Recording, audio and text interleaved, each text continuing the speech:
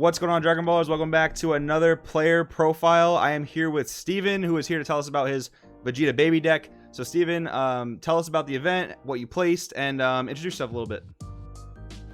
Yeah, hey man. So I placed 20th overall day 1 and 18th overall day 2 for the LCQs. The event was a lot of fun. A lot of people there, met a lot of cool people. It's my first big event, so I really enjoyed it. Awesome, man. Your first big event and you got top cut. That's excellent, dude. So Vegeta baby, man, like this deck has been dominating. I mean, we saw, I don't know if you saw in like the Latin American finals, that deck I think it was a Vegeta baby mirror match in the finals, if I'm not mistaken. So this deck is just like doing crazy things right now. So talk about why you decided to play this deck. So I wasn't a fan of how everything was going so fast in the formats. I got in right tail end of the Huracan Storm. I came in right at set 5. I didn't like how the games were ending so quickly, so I wanted to build a deck that was a lot more control oriented so that I could draw the games out a little bit longer. And Vegeta baby was just that deck for you? Yeah, red I think is my favorite color because of so many control options, and I come from playing Magic, so to be able to remove stuff is kind of what I like to do at instant speed. Yeah, dude, I totally get that, man. Like, if I don't play a deck with removal in it, I feel like naked as a player. Like, removal is like super important in a lot of different scenarios. So we'll go into the deck, man. Yeah, this is a very different list than the first place UK deck that I did the interview for a few weeks ago, and that was a lot more aggro. This is definitely way more control, and I love that about this deck. So we'll get into it. So 3 strats. This is like a full in baby ape deck. Like, you don't have too much else going on besides that. So I mean, were you able to drop baby ape like every game? Were there ever games that you weren't able to drop it? How did that work out? So I came in to the event thinking that I would be running into a lot of U6 and a lot of Shinron. So I kind of built the deck to be able to. The whole point was to be able to remove stuff at instant speed. So the reason I run so many negates and everything like that with the negging abilities is so that I can defend myself in the early game, and then once I get later into like 4 or 5 energy, I can drop the apes or anything else I have on the field, remove it, and then go in from there. I normally mulligan in the beginning for my control pieces, the negates and stuff. And then if I'm going against the Shinron or the Purunga ramps, I'll just mulligan hard into baby and try to go as aggro as possible.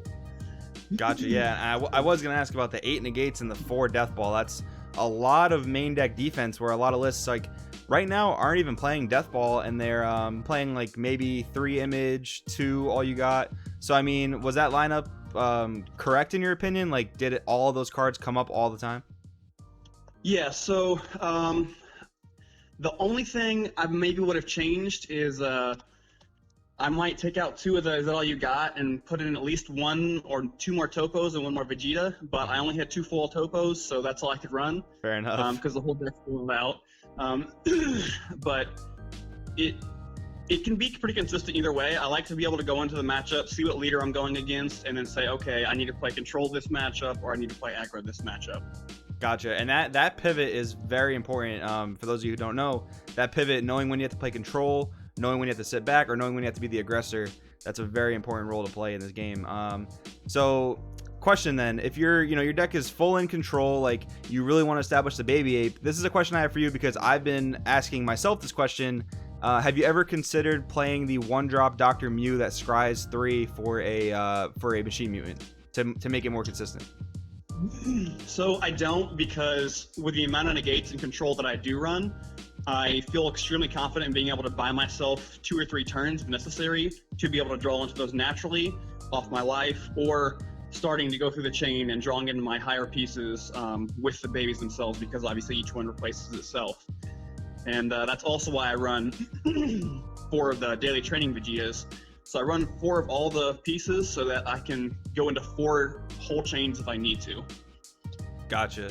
Yeah, I definitely can agree with that. I was just curious because I've kind of been thinking about that myself, but we'll keep going through the rest of the deck. So Topo, one of the, if not the craziest red card from the draft box.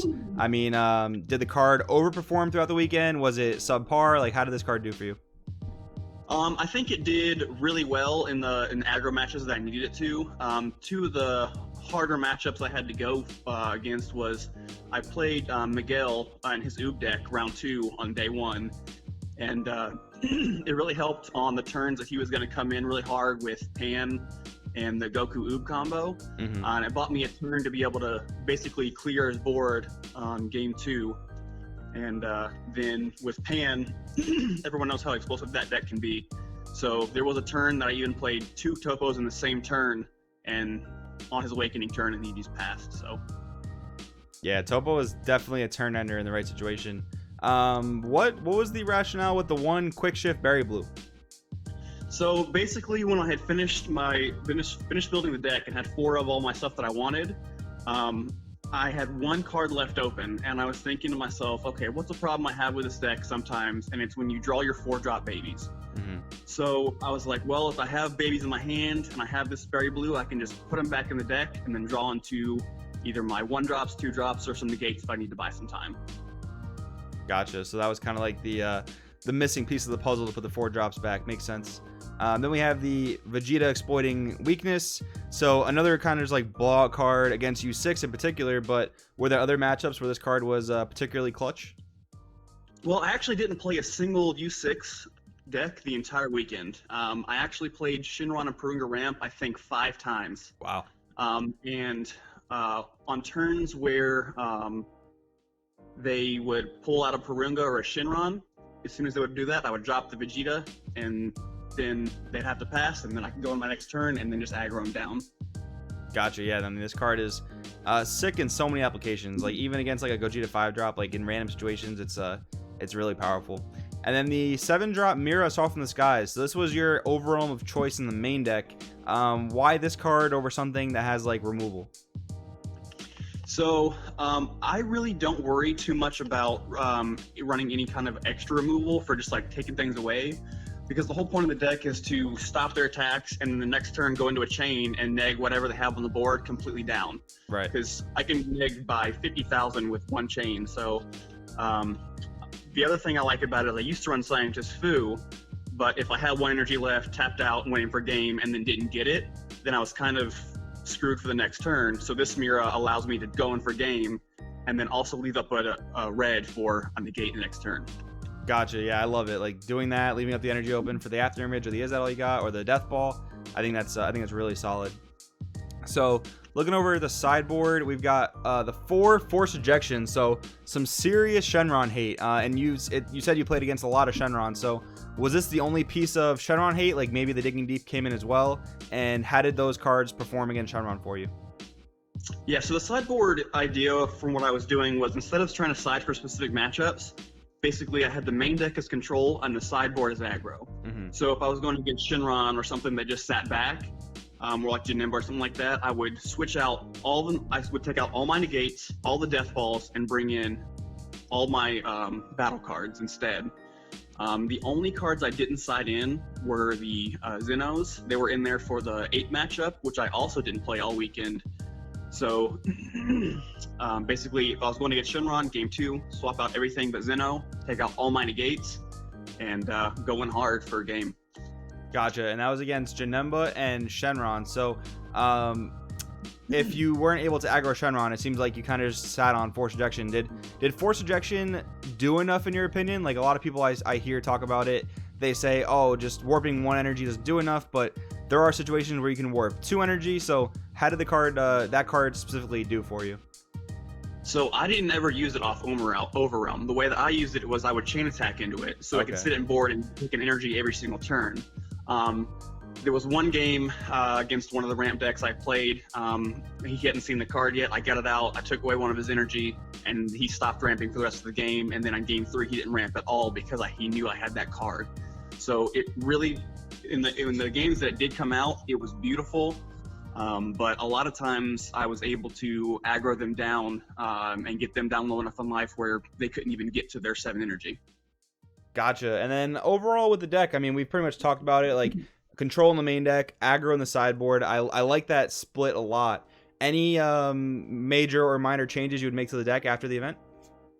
Yeah, like I said, I would like to put in at least 1 more topo, maybe 2, and potentially a 3rd Vegeta, or at least side the 3rd Vegeta exploiting weaknesses, and probably drop 2 of the Is That All You Got, just so that I don't have to drop those cards, because Topo does the same thing for dropping cards. So maybe that, and I probably would take out the Zeno. I feel like Zeno doesn't do anything in Baby. It's much better in Pan. The one time I did side it in, it felt horrible if I was going to do it, so I'd probably take that and replace maybe some Raditz for the Oob or U6 matchup, anything that's going to be untapping a lot of energy. Dude, yeah, what you just said literally sums up my entire opinion on Chain Zeno in Vegeta Baby. Like, there are just better leaders for it, like Pan, Krillin, Herdegarn. Like this leader, if you play this leader, in my opinion, it's for the control aspect, which I think you've hit the nail on the head pretty well. So, Steven, any final thoughts you want to make about the event, or any shout outs you want to get? It was a great event. I had a lot of fun. I met a lot of cool people, and start talking to people about some new red control decks that might be building up. So look forward to maybe playing that next and do another interview sometime. Awesome, man. I'll definitely get you on here the next time you top for sure. Thanks for being on, man, and we will see you next time. Appreciate it, brother.